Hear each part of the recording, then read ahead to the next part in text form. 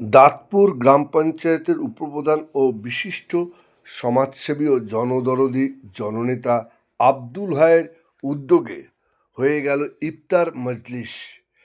মনোয়ারা ভবনে এদিনের এই ইফতার মজলিসে অংশগ্রহণ করে প্রায় হাজার হাজার মানুষ।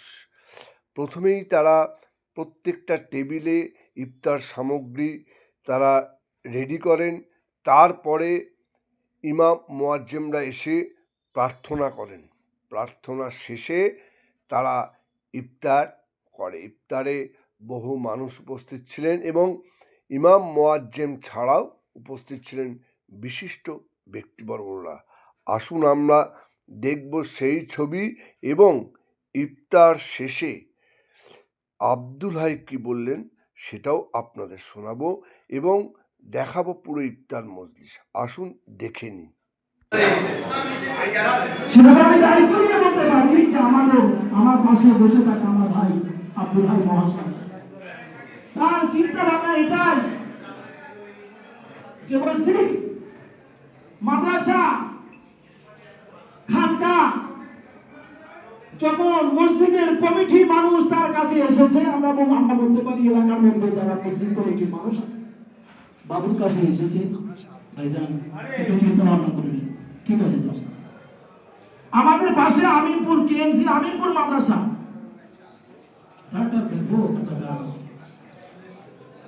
গরিব মিসকিন অসহায় মানুষ,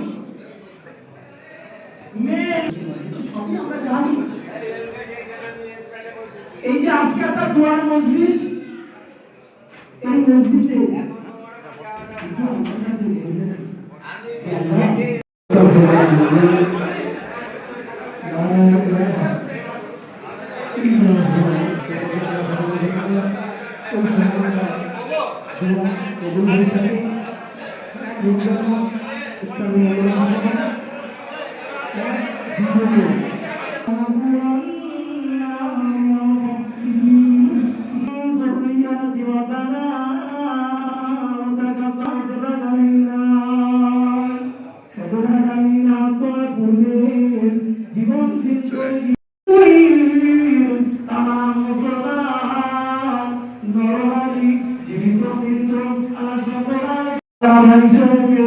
একটা গুরুত্বপূর্ণ দায়িত্ব তুমি তাকে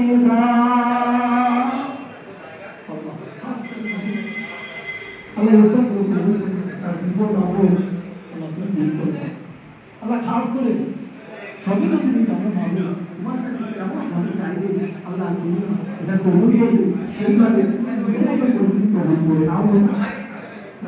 খাস করে আল্লাহ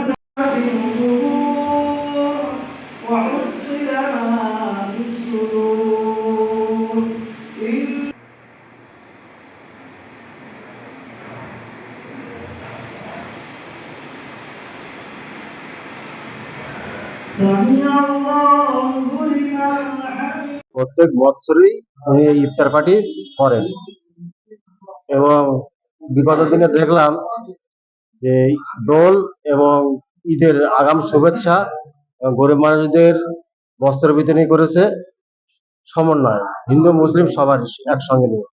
তো আজকে সেই হিসেবে আজকের এই উনি 14 তারিখ 14ই রমজান প্রত্যেক বছরই ইফতার পার্টি করেন। আর এমনি আব্দুল হাই মানেই সামাজিক কাজে মানে সব দিকেই একে, এটা আমরা প্রত্যেক বছরই দেখি। ইফতার পার্টি, খেলা, বল খেলা, বিভিন্ন সামাজিক কাজ এটা করে। আমার নাম ইসলাম আলী। প্রতি বছরই হয়। তো কেরাত দিয়ে আমরা ইফতার মজলিস শুরু করি, খুবই ভালো লাগলো এবং এলাকার প্রচুর মানুষ 12 2 নম্বর ব্লক 2 এর বিশেষ করে গরিব মানুষ, সব সম্প্রদায়ের মানুষ এই ইফতার মজলিসে উপস্থিত হয়। আমরা 2 ইমাম, পাকদা পুরাতন মসজিদ, নতুন মসজিদের ইমাম, আমাদেরকে প্রতি বছরই বলে। আমরা দেখলাম যে আব্দুল হাই বিশেষ করে শুধু ইফতার মজলিস নয়, অসহায় মানুষের পাশে, গরিব দুঃখী মানুষের পাশে সর্বসময় থাকেন এবং এই বার্তাই দেন যে উনি সর্বসময় অসহায় মানুষের পাশে থাকবো। আমার নাম মাওলানা ইমদাদুল ইসলাম, ইমাম সাহেব। প্রতি বছরের ন্যায় 2026 সাল। এই 26 সালে আমরা প্রতি বছরে না এবারে ইফতার পালন করেছি। 1 মাস পবিত্র রমজান মাস। রমজান মাসে আমরা একটা দিন নির্ধারিত করি, সেই নির্ধারিত দিনে আমরা সকল মানুষ একত্রিত করে আমরা ইফতার এখানে গ্রহণ করলাম। প্রচুর মানুষ সমাগম হয়েছে, আপনারা দেখেছেন। এবং এখান থেকে আমাদের যে এখানে যে মসজিদ আছে, পাড়া আছে, সেখানেও আমরা ব্যবস্থা করেছি এখান থেকে। পবিত্র রমজান মাসে দেখা গেল কোনো মানুষই তার ইফতারের তৎপর না। এই যে অঞ্চলে বলুন স্যার। আমরা এটা আমাদের আমরা যে আয়োজন করেছিলাম মানুষের জন্য, সেখানে আমাদের প্রচুর ছেলেরা, আমাদের যারা দায়িত্ব ছেলেরা আছে, তারা দায়িত্বটা পালন করেছে যাতে মানুষের অসুবিধা না হয়। সেই জন্য মানুষের সঙ্গে নিয়ে একসঙ্গে বসে সকলে মিলে একটা একটা আনন্দ, একটা উৎসব এটা। সবাইকে একত্রিত করে একটা আনন্দ লাগে।